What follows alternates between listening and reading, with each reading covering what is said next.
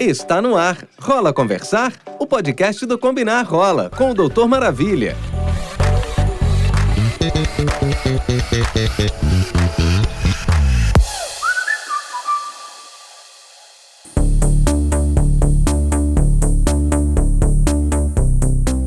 Olá, meus queridos. Hoje eu cheguei meio bravo, viu? Eu sou Vinícius Borges, sou médico infectologista, sou um homem gay e criador do canal Doutor Maravilha, esse podcast do portal Combinar Rola, que é feito para você que quer informação, dicas de saúde e também, saber sobre outros assuntos importantes para a comunidade LGBTQIA+.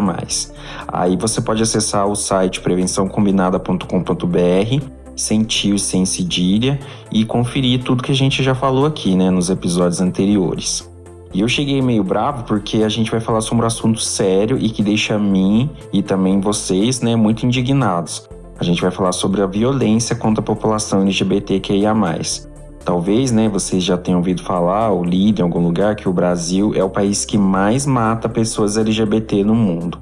E colocando em números, de acordo com a Associação Internacional de Lésbicas, Gays, Bissexuais, Transgêneros e Pessoas Intersexo, 237 pessoas LGBTQIA+, morreram em 2020 em decorrência da violência contra a sua orientação sexual ou mesmo da identidade de gênero. Mas a verdade é que esse número ainda é maior quando a gente considera as pessoas que sobreviveram a essa violência. Segundo o DataSUS, que é o Departamento de Informática e Processamento de Dados do SUS, entre os anos de 2015 e 2017, de um total de 778.527 casos notificados de violência no sistema público, 24.564 foram contra pessoas LGBTQIA+, ou seja, são pessoas que foram agredidas exclusivamente por serem pessoas LGBT, que é uma crítica que às vezes as pessoas falam, que todo mundo sofre violência. Mas nesse caso, a violência foi exclusiva por ser uma pessoa LGBT. Além disso, teve um estudo publicado na Revista Brasileira de Epidemiologia que mostrou que a violência contra gays cresceu 38,5%, contra lésbicas quase 50% e contra bissexuais mais que dobrou. E esses dados, porque então isso mostra que a gente está vivendo, na verdade, uma epidemia, Então, do mesmo jeito que a gente tem que avaliar essas questões de saúde, a gente tem que avaliar esses componentes de saúde social. Então, hoje a gente vai discutir, a violência contra a população LGBT como uma questão de saúde pública. Então, como eu tinha trazido, existem muitos casos de violência no Brasil. E principalmente algumas populações ainda são mais afetadas que outras, como a população trans, pessoas vivendo com HIV, etc. Um exemplo muito traumático que a gente teve foi com a travesti Dandara em 2017, que foi apedrejada e morta a tiros no estado do Ceará.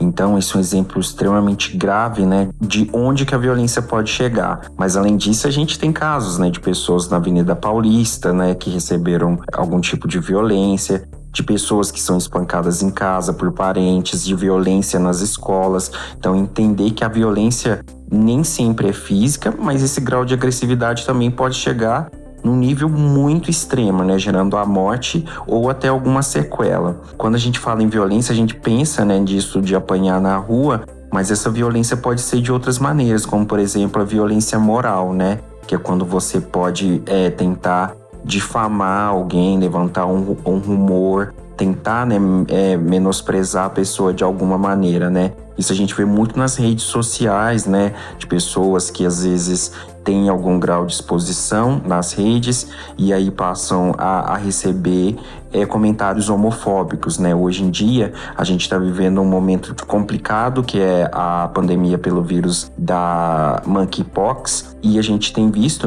que algumas das pessoas afetadas por esse vírus, quando elas vão procurar ajuda, elas sofrem algum tipo de preconceito, inclusive no sistema de saúde. Então tem essa violência moral, tem uma violência estrutural, que é alimentada pela LGBTfobia estrutural, que é quando a pessoa vai procurar um atendimento e ela é maltratada, simplesmente por ela ser gay, por ela ser lésbica ou ser uma pessoa trans. Teve um caso recente também, de um homem que foi procurar atendimento para varíola pelo monkeypox, foi procurar um serviço de saúde e o médico, né, estava insistindo que ele poderia viver com HIV, né, como se ser gay fosse um sinônimo de viver com HIV. Esse rapaz, né, que sofreu esse tipo de tratamento, ele denunciou e o médico foi afastado, né, e a gente tem visto tanto que isso tem crescido nas notícias, né, de que algumas pessoas tem medo, né, de procurar ajuda devido, né, a essa questão do estigma, que já aconteceu com a AIDS na década de 80 e tem acontecido agora. Então, por exemplo, uma mulher trans, quando ela vai acessar o serviço de saúde, muitas vezes ela não é respeitada a questão do nome social, ela às vezes ela já tem, né, um nome social, já tem até retificação, mas chamam pelo o nome antigo quando ela vai buscar algum atendimento. A questão mesmo do exame físico, né, muitas pessoas não entendem, né, que um homem trans, ele tem uma vulva, uma vagina e ele vai no ginecologista. Uma mulher trans, né, tem o pênis e vai no urologista. E muitas vezes, né, esses encaminhamentos não são respeitados. Um pré-natal, por exemplo, né, de um casal transcentrado, que é quando um homem trans tem uma relação com uma mulher trans, né, muitas vezes, né, eles têm que fazer num ambiente chamado clínica da mulher, né, e um homem trans frequentando esses espaços, né, e às vezes não tão preparados para recebê-lo, né, que a questão nem é ele frequentar um espaço que é chamado clínica da mulher, mas às vezes isso gera algum tipo de constrangimento para ele. Então a gente vê que essas violências, né, as violências físicas, né, são as que mais chocam, mas a violência estrutural, a violência moral, né, esses desarranjos sociais também podem causar um estrago muito grande. Outro tipo de violência são as terapias de cura, né, a gente sabe que o Conselho de Psicologia já proibiu qualquer tipo de terapia de conversão, né, da homossexualidade, mas até hoje você vê pessoas que relataram, né, que foram submetidas a algum tipo de tratamento, algum tipo de ritual religioso para deixarem de ser gays, lésbicas ou pessoas trans. Um ambiente também que a gente tem contato com violência é o ambiente da escola, né? Que a gente vê que as pessoas, por exemplo, quando vê uma pessoa, um menino que tenha alguns jeitos que não são considerados masculinos, né? Popularmente chamados de afeminados, ou meninas com jeitos mais masculinos, já começam a receber piadinhas na escola, né? A questão, às vezes, na aula de educação física, né? Pessoas que se interessam por determinado tipo de esporte e muitas vezes, né? O bullying, que é o tipo de violência que acontece no ambiente escolar, ele não recebe a reprimenda que precisa pelos professores, né? Muitos professores se calam e isso vai gerar trauma pro resto da vida da pessoa. A gente vê, né, inclusive, né, agora estudantes, né, meninas trans, meninos trans, que também, né, na escola sofrem algum tipo de preconceito, que na hora da chamada às vezes pode não ter respeito do nome social. Então isso tudo, né, cria um ambiente violento que vai se refletir na qualidade de vida da pessoa e no grau, né, de satisfação, de felicidade que ela tem. Falando da população trans, né, quando a gente fala sobre LGBT, a gente tem que entender que essas violências atingem de maneira diferente cada letrinha da sigla LGBTQIA+. Então a população trans vai desde essas questões de não respeito ao nome social, de não acesso aos serviços de hormonioterapia, cirurgias, os distratos nos serviços de saúde, até todas essas questões de violência, né? A gente sabe que muitas das mulheres trans, das travestis, vive através também, muitas trabalham através do sexo transacional, já que a inserção no mercado de trabalho por elas é ainda baixa, então elas têm que estar nas ruas, né, nos cabarés, e às vezes elas sofrem muitas violências nesses ambientes. Então até para o próprio sustento elas são submetidas a alguns tipos de violência. A expectativa de vida, né, das pessoas trans no Brasil é em torno de 35 anos, então é muito baixa, justamente por todas essas violências, a menor inserção no mercado de trabalho, menor renda, menor inserção nos serviços de saúde, né? Não adianta você ter PrEP ou ter políticas de prevenção para as pessoas trans se essas prevenções não chegam até elas, né? Então a gente tem que, além de oferecer essas ferramentas, a gente trazer acessibilidade para todas as pessoas. Outro grupo de pessoa que sofre muito preconceito são as pessoas soropositivas, as pessoas vivendo com HIV, que é a famosa sorofobia.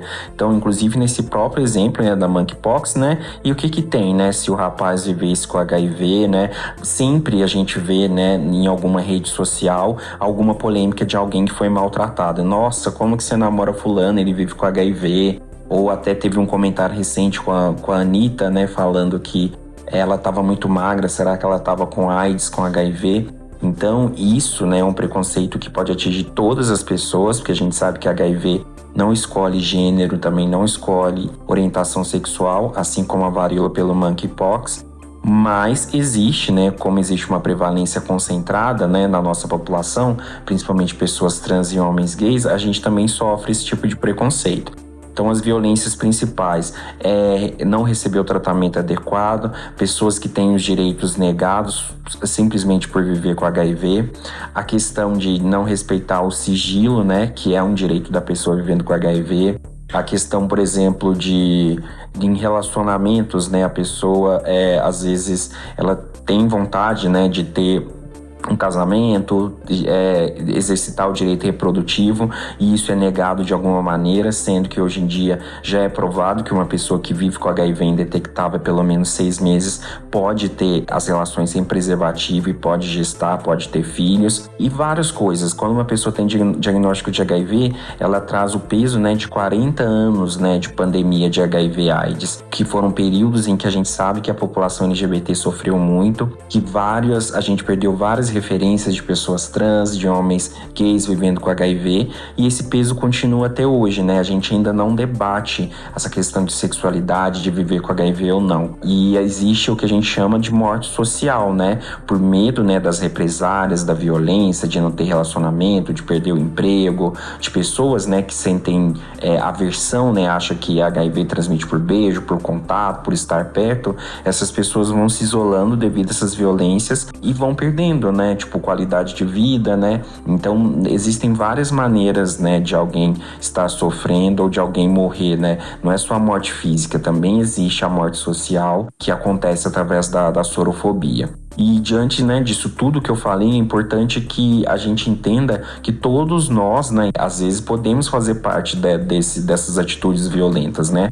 Claro que existem exemplos extremos, como eu disse, da violência, da transfobia, da agressão física, mas a gente precisa adequar os nossos discursos, né?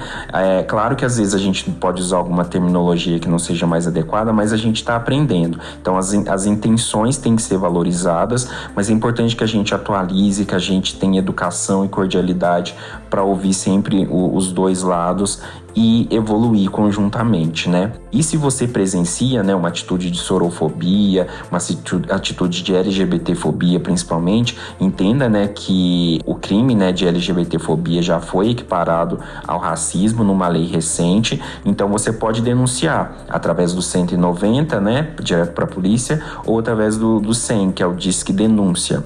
E aí você vai falar o que está acontecendo, né? Vai testemunhar para gerar punição para essas pessoas, né? No ambiente de trabalho, né? Sempre é importante a gente intervir quando a gente vê que alguém está sofrendo algum tipo de represália por ser gay, por ser LGBT, se vazar algum diagnóstico de HIV também, que é um crime. Então é importante que todos nós façamos nossa parte, né? Porque são muitas pessoas que estão sofrendo. Muitas têm medo, né, de se defenderem, porque acham que quando se defenderem elas vão acabar se expondo ainda mais. Então é preciso que a gente compre a briga, sim, e defenda essas pessoas, né? Que nem são tão minorias assim, né? Se pensar que o Brasil já tem 920 mil pessoas vivendo com HIV, pessoas LGBT que correspondem mais ou menos a 10% da população. Então a gente não tá tão sozinho assim. E essas violências podem acontecer em todos os ambientes, em casa, no trabalho, na escola. Então é bom que a gente esteja atento. A gente evoluiu, né, nos últimos anos em relação aos direitos, à convivência, mas ainda tem muito que melhorar. A gente precisa tratar essa violência contra a comunidade LGBTQIA+, como uma questão de saúde pública, né, que envolve todos nós. É um problema que aflige a cada indivíduo da sociedade. Por isso é importante que todos nós, o tempo todo, né, que a gente ajude a promover a tolerância, a compaixão, a paz e exercitando esse papel social, né, de ficar atento, consciente, urgente e denunciar e prestar auxílio às pessoas que precisam. Ei, Psyu, rola conversar? Antes de encerrar, mais uma vez eu quero lembrar vocês, de acompanhar tudo lá nas nossas redes sociais. Tem o Facebook, que é o facebook.com/combinarrola, o Instagram /combinarrola e o Twitter também .com/combinarrola. E também as redes sociais, Vocês podem se inscrever no meu canal do YouTube, que é Doutor Maravilha, por extenso, ou no Face e no Instagram também, /Doutor Maravilha. Um grande abraço, se cuidem sempre, procurem informar sobre seus direitos e usem, dos seus lugares de privilégio para ajudar as pessoas que não estão tão protegidas, Como eu disse, cada letrinha já tem um grau de conquista, alguns têm mais do que outras, então a gente tem que usar a força que a gente já conquistou, os privilégios, para ajudar as outras a ascenderem também e terem mais esperança, mais qualidade de vida e mais saúde. Um grande beijo. Você acabou de ouvir Rola Conversar? O podcast do Combinar Rola, com o Doutor Maravilha. Te espero no próximo episódio.